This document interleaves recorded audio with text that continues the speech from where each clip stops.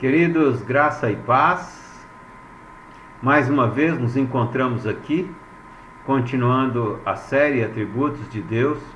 Hoje, atributos, bondade de Deus. O nosso Deus, Ele é bom. E Deus é bom o tempo todo e em todo o tempo.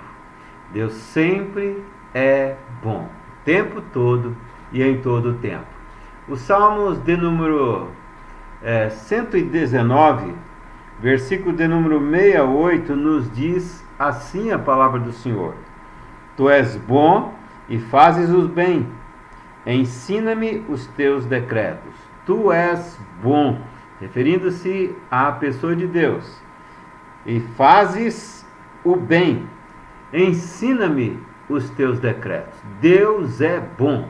A Bíblia, em diversos lugares, então, nos diz e afirma que Deus é bom. Os Salmos de número 52, versículo 1, nos diz que a bondade de Deus dura perpetuamente, dura eternamente. Na atualizada usa a expressão dura para sempre. A bondade de Deus, ela é permanente. A bondade de Deus se refere à sua própria natureza, porque a essência de Deus é bondade. A bondade faz parte da essência de Deus. Somente Deus é essencialmente bom. Deus é a própria bondade, em virtude de ter essa essência. Deus é eternamente, para sempre, como lemos aqui no Salmos 119, né? Ele é para sempre bom, ele é infinitamente, não é de uma forma medível, não, a sua bondade é infinitamente boa, e Deus é imutavelmente bom, de maneira que Deus não muda. Ele sempre foi bom em toda a eternidade passada. Ele é bom e Ele continuará sendo bom para sempre. Deus é a fonte de toda a bondade. Vede, portanto, o próprio universo. Deus é bom para com o universo e em todo o universo. Na parte conhecida pelos homens, pela ciência, e na vastidão do universo, na parte não conhecida, Deus é bom para com a sua criação. O nosso texto básico diz: Tu és bom e fazes o bem. E o tamanho da bondade de Deus não é medível, porque Ele é bom em todo o universo. E quem jamais mediu o universo? Quem jamais chegou ao fim do universo? O homem cria teorias, mas o universo vai além do que o homem é capaz de explorar. Tudo que vem de Deus é bom. Quando ele termina a criação ali em Gênesis capítulo 1, versículo de número 31, então registra-se que viu Deus que tudo quanto fizera era muitíssimo, é a ideia ali no hebraico, superlativo, muito bom. Sem a bondade de Deus, o que seriam das aves? Elas não plantam, elas não colhem, elas não armazenam, mas Deus cuida delas. Elas voam de um país, de uma região, em um país para outra região, em outro país. Elas não conhecem fronteira, elas migram, elas vão, elas sempre botam seus ovos nos mesmos lugares, elas voltam, depois em outra estação. O instinto que Deus colocou em cada animal para a sua sobrevivência, e Deus cuida de cada um, desde aqueles invisíveis ou aqueles pequenos, como uma formiga, a um elefante ou uma baleia. Deus é bom para com a sua criação, no ato da sua providência que sustenta todas essas coisas. Deus é bom. Sem a bondade de Deus, o que seria dos animais? Sem a bondade de Deus, o que seriam dos perversos? Se Deus fosse tratar os perversos como eles merecem, não existiria mais perversos, já seriam todos destruídos. Se Deus fosse tratar a nós, seus servos, como nós merecemos, o que seria de nós? Seríamos consumidos. Mas, pela bondade manifesta na sua misericórdia, são as causas de não sermos consumidos, diz o profeta Jeremias. Portanto, Deus é bom para comigo, Deus é bom para contigo, Deus é bom para conosco. Deus exerce na sua criação, através da sua misericórdia, a providência e a sustentabilidade, né? Através da sua bondade, por meio da sua misericórdia, para com todos os seres vivos. Deus é bom para com seus filhos adotivos, em nos adotar como seus filhos, sendo nós quem somos. Conforme Isaías 40, somos menos do que nada, somos invisíveis. E se olharmos pelas circunstâncias da grandeza do universo, de fato, de que tamanho somos nós? Mas Deus nos trata com sua bondade. Na sua bondade, Ele olha para nós e nos ouve. Somos capazes de falar e saber que esse Deus nos ouve e nos adotou como seus filhos. Isso é a bondade de Deus para conosco. Deus é maravilhosamente bom para conosco. E para conosco Ele exerce a sua bondade através da graça. E a palavra graça quer dizer favor imerecível. Além de não nos dar o que nós merecemos, que isto é a misericórdia, Ele ainda nos dá a graça, nos dá o que não merecemos, como por exemplo o presente da vida eterna, o presente maior, que é a vida eterna, quando moraremos com Ele. Registra lá Apocalipse: eis a morada dos homens com Deus. Isto é a bondade de Deus sobre as nossas vidas.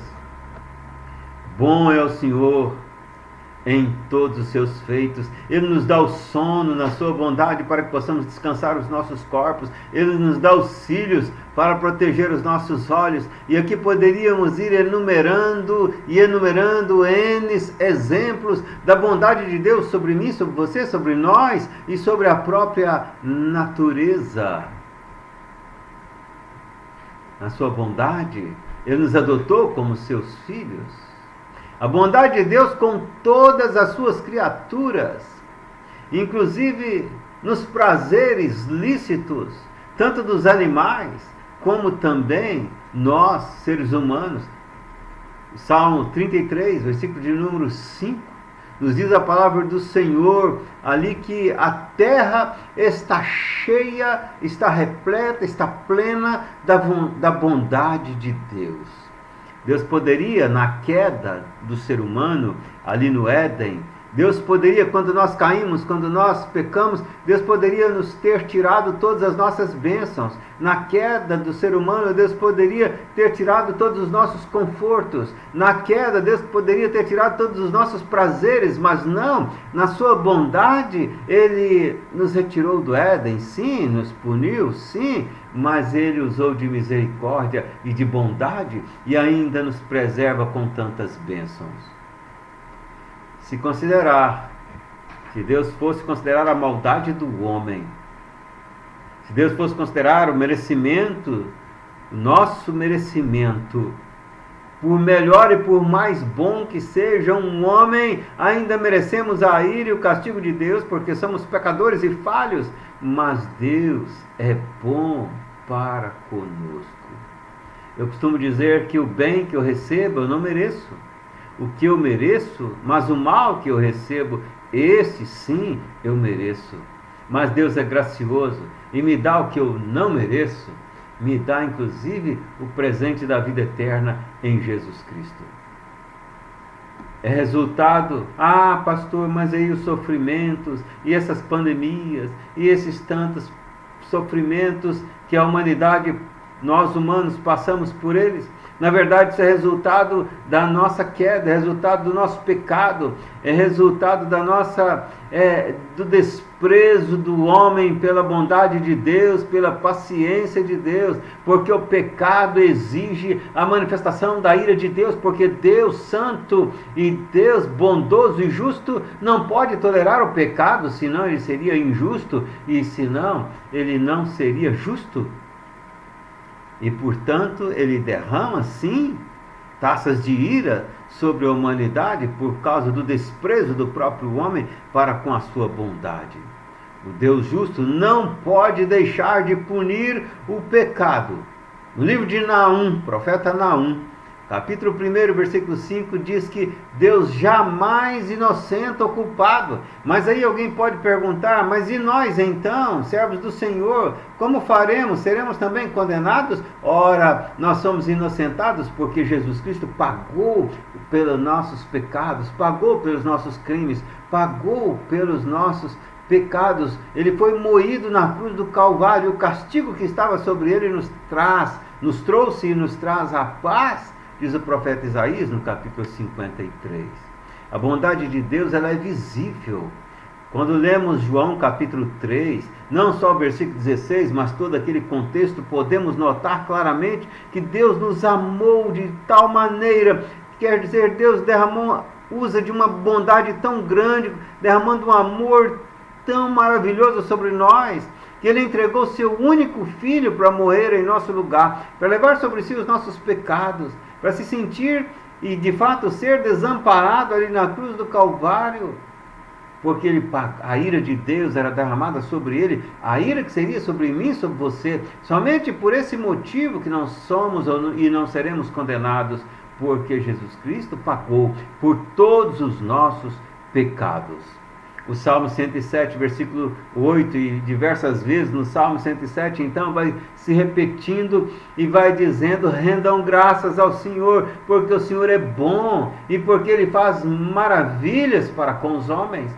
A nossa resposta à bondade de Deus deve ser o nosso louvor, deve ser um coração rendido, deve ser a nossa gratidão por toda a sua bondade para conosco, deve ser a nossa adoração, deve ser o nosso reconhecimento de que de fato Deus tem sido bom para conosco. Mas aqueles que não reconhecem isso, que desprezam isso, então chamam sobre si e evocam sobre si de fato a ira de Deus, porque amam mais o pecado e amam mais a criatura do que o Criador, amam mais o conforto e os bens, as coisas, os valores desse mundo, do que o Deus que nos criou e que criou todas as coisas.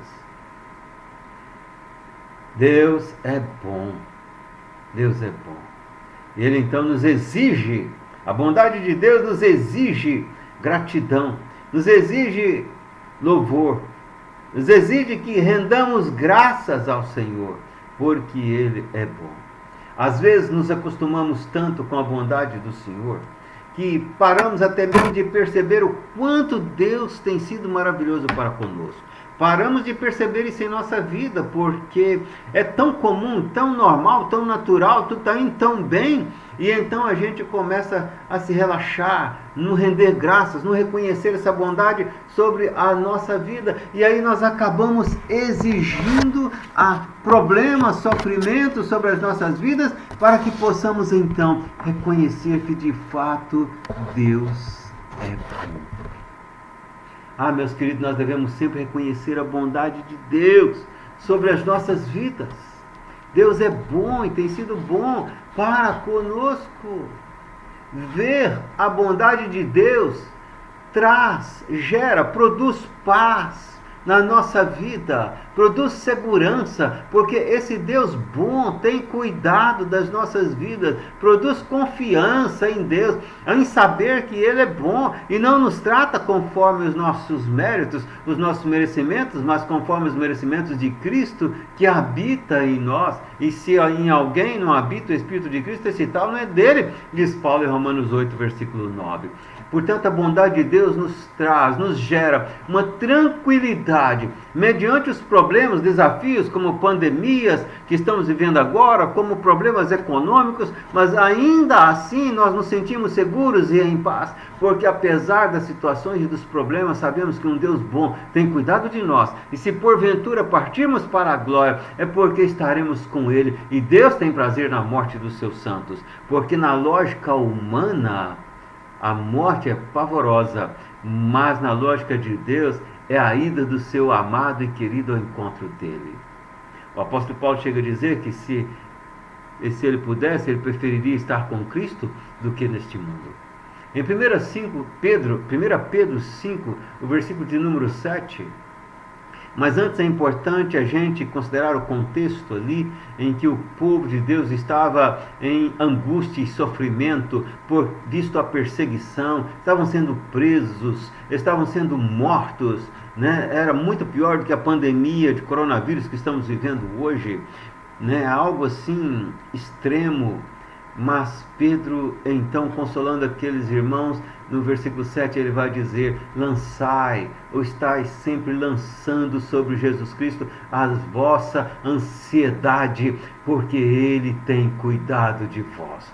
Deus não nos deixa na mão, Deus tem cuidado de nós, podemos confiar nele, Ele nos ama e Ele é bom para conosco, isto é, quem somos nós aqui? O nós aqui são aqueles que de fato entendem, compreendem, visualizam a bondade de Deus continuamente sobre as suas vidas e rendem graças cotidianamente a Deus e que de fato servem a Deus e amam a Deus de todo o coração, não sobre qualquer um.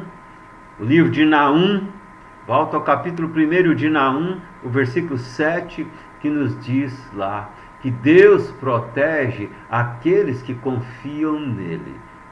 Observe bem, não a qualquer um, aqueles que confiam nele, né? E os salvos? E os servos de Deus são bons? Porventura existe homem bom?